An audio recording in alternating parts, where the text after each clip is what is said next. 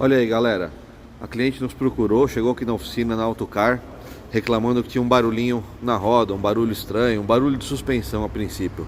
Colocamos o carro no elevador, fomos dar uma olhada mais de perto e olha só. Vocês já viram isso aí, ó? Roda de ferro bilongada. Olha isso, galera. Como que a roda tá no carro. Tiramos a roda, olha o estado do prisioneiro. Quase quebrando, ó.